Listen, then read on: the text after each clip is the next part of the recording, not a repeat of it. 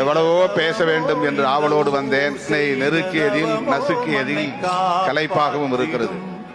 இவனாதி சிவன் நிற்கும் போது ஒரு வழி இருக்குது, படுக்கும் போது வேற ஒரு வழி இருக்கு. காலை நீட்டி படுக்கும் போது அவ்வளவு கடுமையான வழி இருக்கு. நேற்று நான் 2:30 மணிக்கு வந்தேன், 4 மணி வரை எனக்கு தூக்கம் வரல.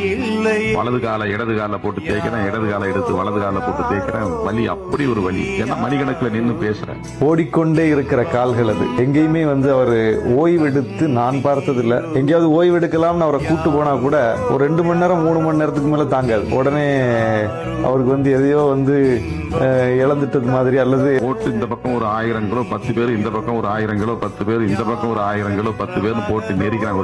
ஒரு 4 டன் எடையை நான் தள்ளி பேலன்ஸ் பண்ணி நின்று நடந்து போகணும். நான் நோக்கி வரக்கூடிய பிரச்சனைகள் எல்லாமே, வீட்டை ஆக்கிரமிச்சிட்டாங்க, வீட்டை கொளுத்திட்டாங்க, பெண்ணை மானபங்கப்படுத்திட்டாங்க, என்ன அடிச்சுட்டாங்க, குத்திட்டாங்க, பொருளை ஏமாத்திட்டாங்க. ஒரு நாளைக்கு 10 பேர் 20 பேர் ஏதாவது உதவி செய்யுங்கன்னு கேட்டு வராங்க.